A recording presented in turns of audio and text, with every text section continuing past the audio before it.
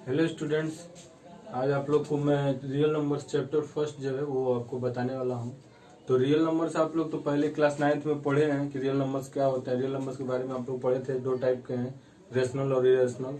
और real numbers उनको कहा जाता है जो आप नंबर लाइन पे ड्रॉ कर सकते हैं, जिनको प्लॉट कर सकते हैं, उसको रियल नंबर्स कहा जाता है। तो इसमें रियल नंबर्स के आगे पढ़ना है, ठीक है।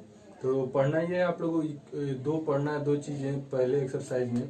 एक है यूक्लिड डिवीजन लेमा है और एक एल्गोरिदम है। तो इससे पहले लेमा और एल्गोरिदम क्या होता है ये जान लेते हैं। तो लेमा जो होता है वो एक्चुअली में एक स्टेटमेंट होता है, प्रूवन स्टेटमेंट होता है।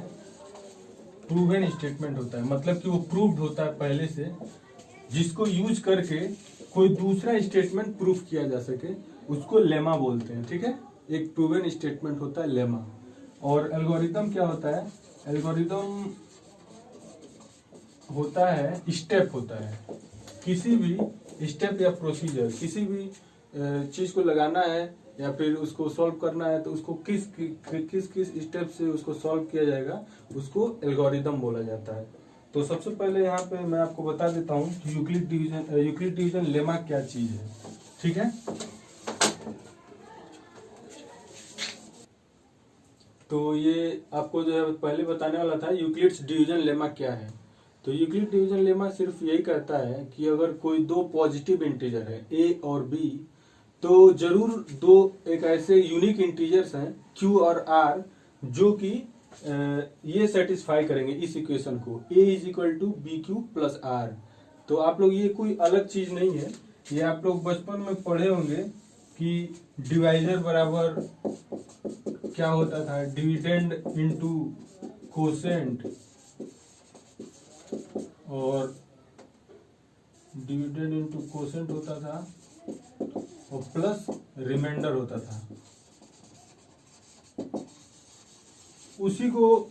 इसी को जो है यूक्लिड ने एक नए तरीके से ये लिखा हुआ है। ये देखिए यहाँ पे ए जो हो गया वो डिविजर के जैसा हो गया, डिविडेंड आपका बी हो गया, और कोसेंट जो है क्यू से कोसेंट हो गया, और आर से रिमाइंडर हो गया। यही चीज है, वो पुराना चीज है, उसी को उन्होंने एक नए रूप में इसको लिख दिया है। यही हमारा यूक्लिड डिवीजन लेमा है। तो आर जो वैल्यू होता है वो क्या होगा, वो जीरो भी हो सकता है या जीरो से बड़ा होगा और डिविडेंड से छोटा होगा।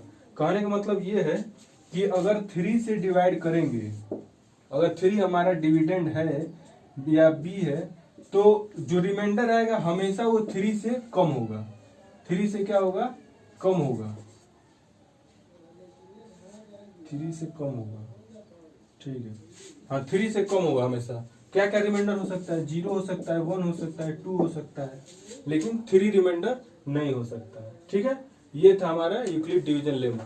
अब आप लोग को बता देते हैं, तो यूक्लिड डिवीजन लेमा का यूज करके हम लोग यूक्लिड डिवीजन एल्गोरिथम जो है ये उसको दिखाते हैं कैसे होगा। तो यूक्लिड डिवीजन एल्गोरिथम का यूज होता है एचसीएफ निकालने में, दो नंबर्स का एचसीएफ निकालने में इसका यूज होता है। तो चलिए हम आपको बता देते हैं कैसे निकाला जाता है, वो एल्गोरिथम क्या है, ठीक है।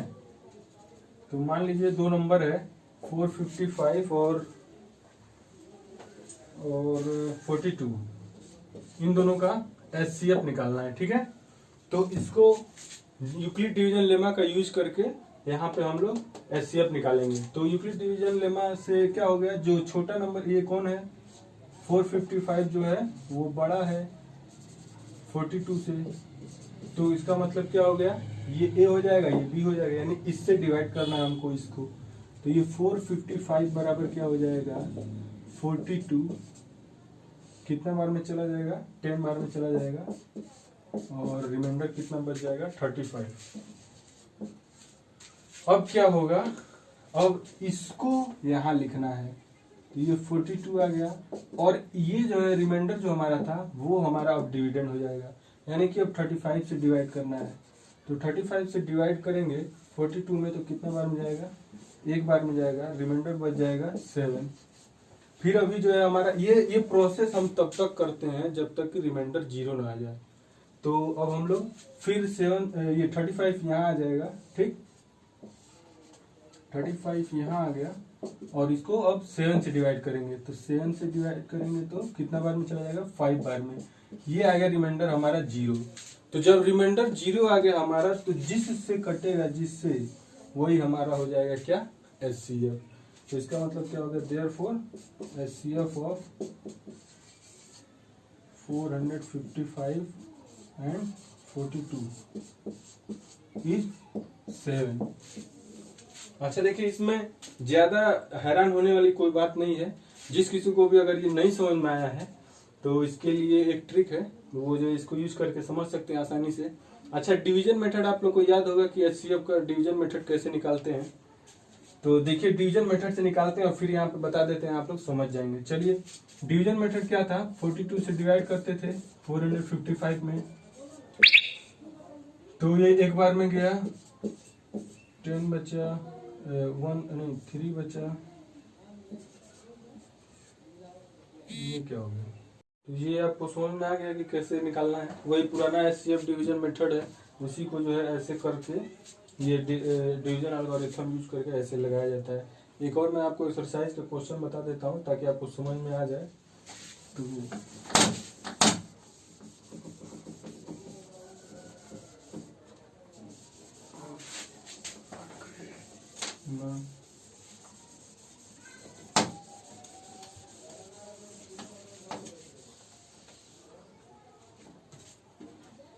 एक एक्सरसाइज का क्वेश्चन आप लोगों को बता देता हूँ मैं कि कौन सा है। देखिए, एक्सरसाइज 1.1 का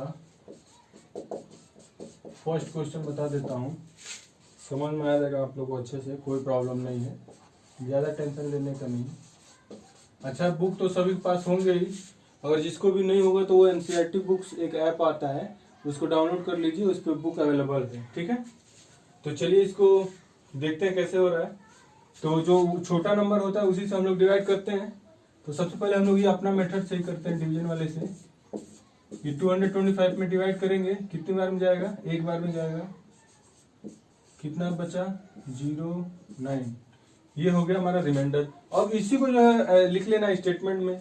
225 इज इक्वल टू कितना हो गया, 135 से डिवाइड हो रहा है, कितना बार में जा रहा है, 1 बार में। रिमाइंडर कितना बचा, 90। अब क्या करना है, 90 से डिवाइड कर रहे हैं किसमें, इसमें 135 में, कितनी बार में जा रहा है, एक बार में। कितना रिमाइंडर बचा, 45। इसी को हम लोग लिख लेंगे फिर। अब देखिए, 135 को हमने डिवाइड किया है तो वहां 135 लिख लेंगे। किससे डिवाइड किया है, 90 से। कितना बार में, एक बार में गया है। रिमाइंडर क्या है, 45 है। अब क्या करना है, अब 45 से हम लोग डिवाइड करेंगे किसमें, 90 में। तो ये देखिए 45 से 2 बार में चला जाएगा, रिमाइंडर हमारा नहीं बचेगा। इसी को बस लिख लेना है, हो गया हमारा आंसर आ गया।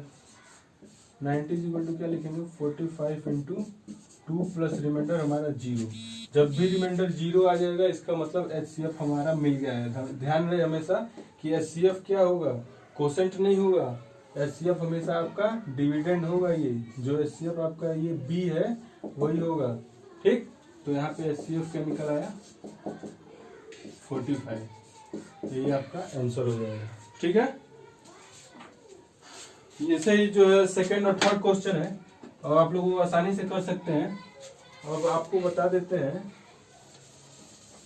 सेकंड क्वेश्चन प्रूफ करने के लिए। ठीक है, जो जिसको भी कोई अगर डाउट होगा, नहीं समझ में आ रहा है कहीं, तो ये नंबर हमारा लिखा हुआ है, इस पे व्हाट्सएप करके आप लोग कांटेक्ट करके पूछ सकते हैं जो भी। ये अब सेकंड क्वेश्चन है आपके एनसीईआरटी एक्सरसाइज का कि so that any positive integer is of the form 6q + 1, 6q + 3 और 6q + 5 where q is some integer.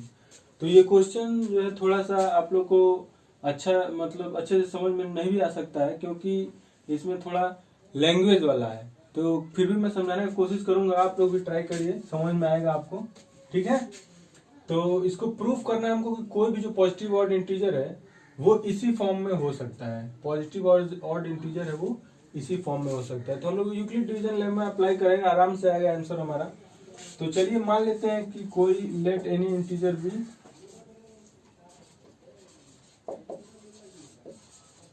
A and b, जहां b इज इक्वल टू हमको ये जो भी क्वेश्चन में जो दिया रहता है 6 दिया रहेगा तो b इज इक्वल टू 6 मान लेते हैं।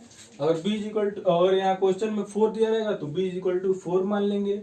अगर 3 प्रूफ करने के लिए दिया रहेगा तो यहाँ पे 3 लिख लेंगे। ये हमारे b जो है वो क्वेश्चन के अकॉर्डिंग हम लोग लेते हैं, ठीक है।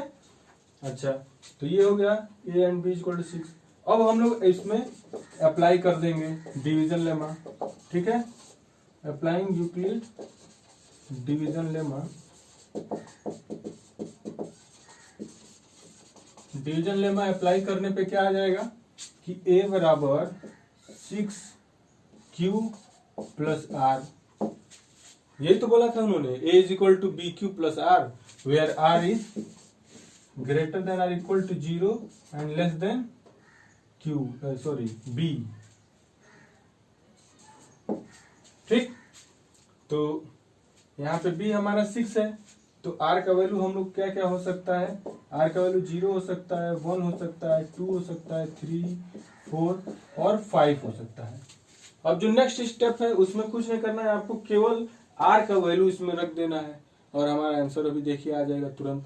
देखिए अगर a का r का वैल्यू अगर 0 रखेंगे तो हमारा इक्वेशन क्या हो जाएगा, ये पहला केस है, if r is equal to 0 तो a is equal to 6q plus 0 मिलेगा। अगर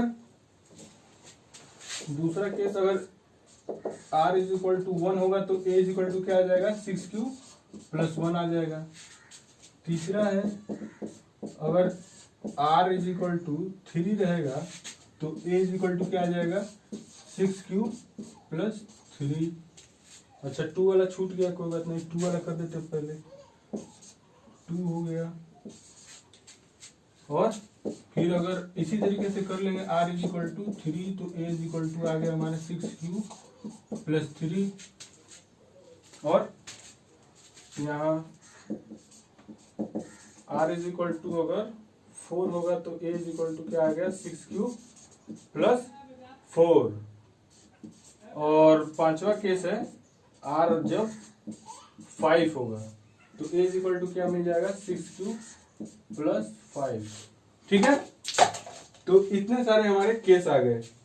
क्या क्या मिल गया, a is equal to 6q plus 0, 6q plus 1, 6q plus 2, 6q plus 3, 6q plus 4, 6q plus 5। अब जैसा कि हम लोग को प्रूफ क्या करना है कि पॉजिटिव ऑड इंटीजर, और हम लोग को मालूम है कि 6q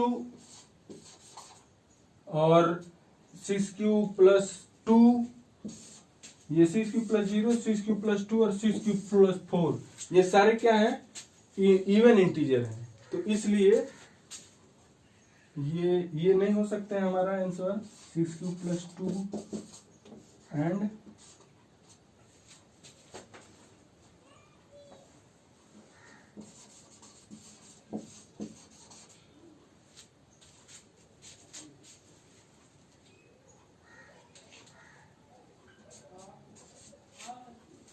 ये सब क्या है, ऑड इंटीजर, ये 6q प्लस 2, 6q प्लस 4, ये सारे पॉजिटिव इंटीजर्स हैं, ऑड इवन इंटीजर्स हैं।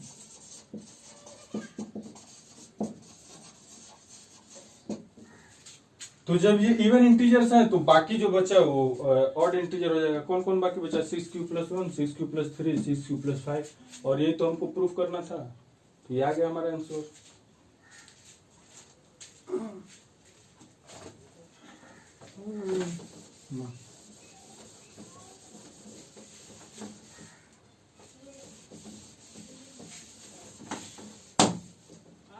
बस अब एक लाइन बस लिख देंगे, आंसर हो गया। Hence any integer, any positive odd integer, वही जो क्वेश्चन में लिखा हो वही लिख देना है, is of the form 6q plus 1, 6q plus 3 and और 6q प्लस 5। हो गया, इतना आसान सा तो है, ठीक है। अब देखिए क्वेश्चन में ये बदलता रहता है, उसमें ये आपको कहेगा प्रूफ करने के लिए कि इवन इंटीजर प्रूफ कर दीजिए, वहां पे 3q प्लस 1 के फॉर्म में या 3q प्लस 2 के फॉर्म में। तो कुछ नहीं, जैसा है स्टेप हम लोग सारे क्वेश्चंस में यही स्टेप फॉलो होगा, बस खाली b का वैल्यू चेंज हो जाता है और r का वैल्यू आप जो है b के अकॉर्डिंग रख सकते हैं, ठीक है, समझ में आया सबको? अच्छा चलिए अब नेक्स्ट क्वेश्चन देख लेते हैं। मेरे ख्याल से हो गया ये एक्सरसाइज। बाकी 3 नंबर में CF निकालना है, वो आप लोग निकाल लेंगे। 4 भी हो गया। ठीक है, तो ये हो गया, ये आपका एक्सरसाइज 1.1 कंप्लीट हो गया। जिसको भी अगर कोई क्वेरी होगा तो वो इसमें कमेंट करके पूछ सकता है, या व्हाट्सएप नंबर हमारा है ये, इस पे आप अपना डाउट क्लियर कर सकते हैं। Okay, thank you.